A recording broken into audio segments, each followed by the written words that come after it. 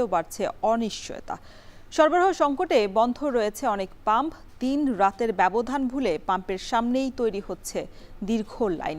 এদিকে ভারতের নোমালীগড় রিফাইনারি থেকে পাইপলাইনের মাধ্যমে দিনাজপুরের পার্বতীপুর রেল ডিপোতে অব্যাহত রয়েছে জ্বালানি তেলের সরবরাহ। জ্বালানি সংকট এবং সরবরাহের বিস্তারিত জানাতে কিশোরগঞ্জ থেকে যুক্ত হয়েছেন মশিউর কায়েস, দিনাজপুরে আছেন কাঙ্কন কর্মকার। শুরুতেই কিশোরগঞ্জের অবস্থা জানতে চাই। কায়েস, জ্বালানি নিয়ে গ্রাহকদের দুর্ভোগ কেন কমছে না, কি বলছেন কর্তৃপক্ষ?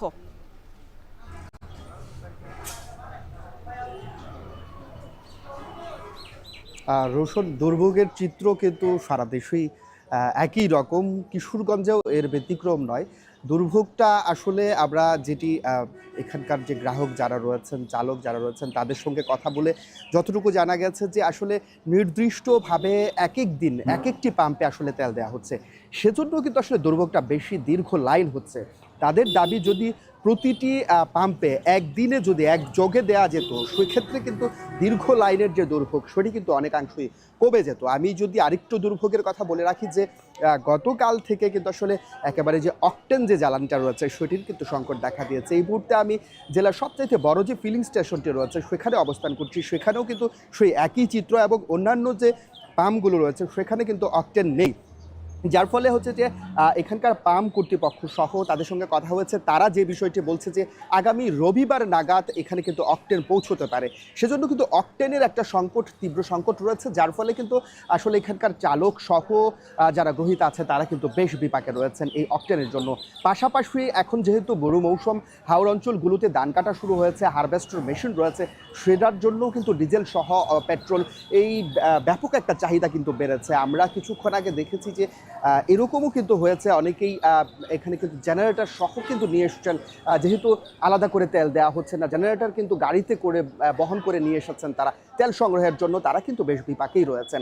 সব মিলিয়ে যদি বলি যে এইখানকার কিশোরগঞ্জের যে পরিস্থিতিটা রয়েছে, এই কিশোরগঞ্জের যে পরিস্থিতি, সেই পরিস্থিতি কিন্তু দীর্ঘ লাইন থাকে একেবারে ভোর রাত থেকে, এবং এই ভোর রাত থেকে দীর্ঘ লাইনের কারণে কিন্তু মূলত আমরা যে বিষয়টি লক্ষ্য করছি যে বিভিন্ন জায়গায় কিন্তু টুকরো টুকরো বিভিন্ন ঘটনাও কিন্তু, অনাকাঙ্ক্ষিত ঘটনাও কিন্তু ঘটে যায়, এবং দীর্ঘ লাইনে দীর্ঘক্ষণ অপেক্ষা করতে করতে।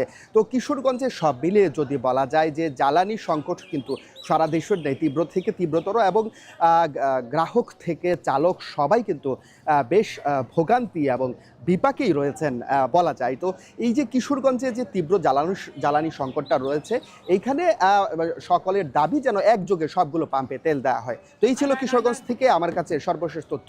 রোশন, এবার আমরা দিনাজপুরের পরিস্থিতি জানতে চাই। কঙ্কন, নোমালীগড় রিফাইনারি থেকে পাইপলাইনের মাধ্যমে যে জ্বালানি সরবরাহ, সেক্ষেত্রে দিনাজপুরের কতটুকু জ্বালানি চাহিদার পূরণ করা সম্ভব হচ্ছে?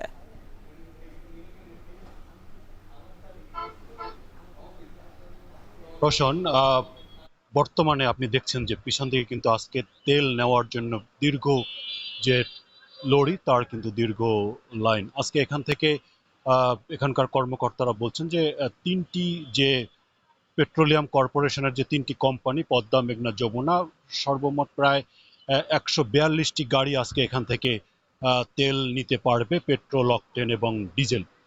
আর আজকে কিন্তু সকালে 8টা 40 মিনিটে ভারতের নোমালীগড় থেকে যে পাইপলাইনের মাধ্যমে যে তেল আসে, সেটি সকাল 8টা 40 মিনিটে কিন্তু সম্পন্ন হয়েছে। আজকে এই ধাপে কিন্তু তেল এসেছে 7,000 মেট্রিক টন।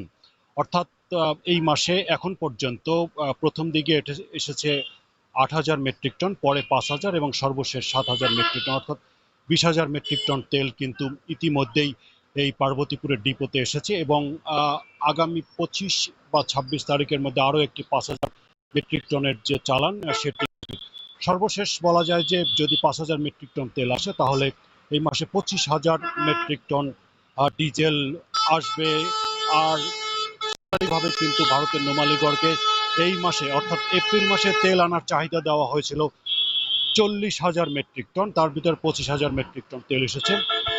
যদি বলি যে আপনি জানেন যে মার্চ মাসে তেল এসেছে 15,000 মেট্রিক টন, সে তুলনায় কিন্তু এপ্রিল মাসে তেলের সরবরাহটা কিন্তু ভারত থেকে অনেকটা বেড়েছে, অর্থাৎ 10,000 মেট্রিক টন তেল বেশি এসেছে। এবং এই ডিপো থেকে কিন্তু রংপুর বিভাগের 8 জেলা এবং রাজশাহীর কিন্তু একটি জেলা জয়পুরহাটে, এখান থেকে কিন্তু তেল সরবরাহ করা হচ্ছে। প্রতিদিনই 3টি যে কোম্পানি পদ্মা, 3টি কোম্পানির মাধ্যমে কিন্তু তেল হচ্ছে প্রায় প্রায় 2 লাখ থেকে 2.5 লাখ লিটার তেল।